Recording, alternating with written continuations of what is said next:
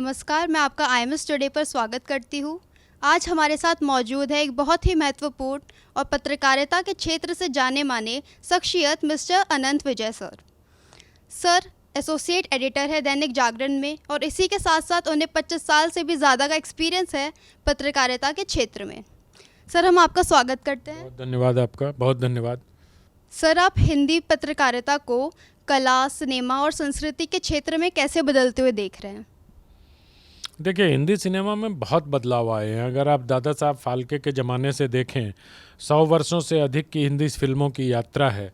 तो हिंदी फिल्मों का जो आरंभिक काल है वो भक्ति काल है। वो हमारे जो स्क्रिप्चर्स हैं उन सब पर फिल्में बनती थी। उसके बाद आज़ादी के बाद जो फिल्में बनने लगीं वो उसमें आइडियोलॉजिकल फिल्में बनने लगी। फिर उसके बाद 91 का दशक आया, वहाँ जब इकोनॉमी खुली तो पूरी दुनिया खुली हमारे सामने, तो फिल्मों में एक खुलापन आया।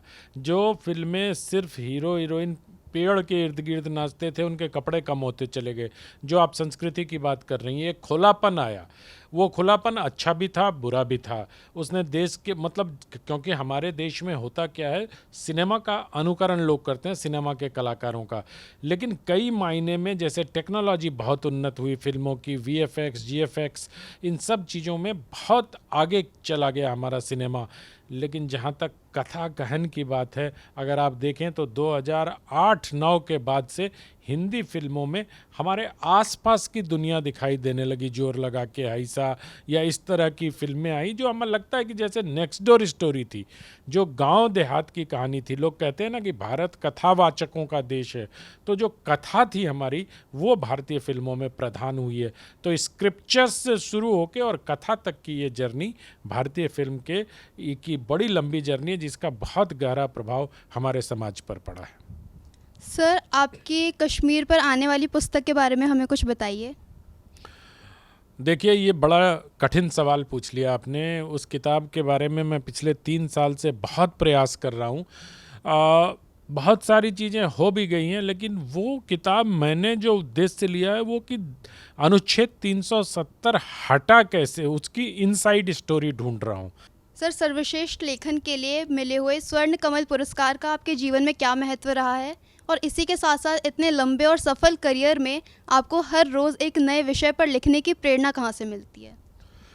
देखिए, राष्ट्रीय पुरस्कार मिलना सचमुच मेरे लिए बहुत गौरव की बात थी, और वो मेरा पहला पुरस्कार था। इसके पहले मैं कोई पुरस्कार या सम्मान नहीं मिला था। सीधे राष्ट्रीय पुरस्कार मिलना ये बड़ी बात थी, और उसके साथ थोड़ी सी मेरी एक्सेप्टेबिलिटी बढ़ गई। मुझे लगता है कि लोगों ने थोड़ा, मैं ज़्यादा स्वीकार्य हो गया, बस यही फ़र्क पड़ा उसका। और जहाँ तक विषय की बात है, तो जैसे भारत कथावाचकों का देश है, हमारे आसपास बहुत विषय बिखरे हुए हैं। आपको ज़रूरत है कि आप उस दिशा में देखना आरंभ करिए, अखबार खूब पढ़िए।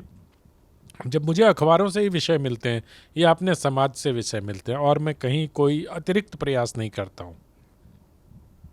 सर आपका कला, संस्कृति और सिनेमा के क्षेत्र में लिखे हुए कॉलम्स दैनिक जागरण में काफ़ी पसंद किए जाते हैं।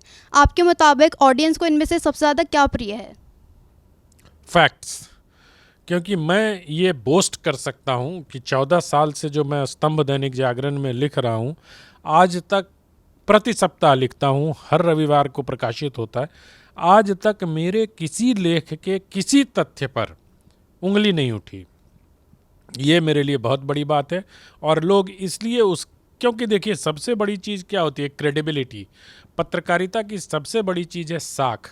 अगर आपकी साख बन जाएगी तो लोग आपको पसंद करेंगे। मुझे लगता है कि समाचार पत्र दैनिक जागरण की साख और उसमें मेरे स्तंभ की साख, दोनों मिलकर लोगों के सामने जिस प्रकार से प्रामाणिक चीज़ें पेश करते हैं वो लोगों को पसंद आता है। धन्यवाद सर अपना बहुमूल्य समय हमें देने के लिए। मैं सोनल सत्संगी, कैमरा पर्सन आत्मा सोलंकी के साथ साइनिंग ऑफ फॉर टुडे।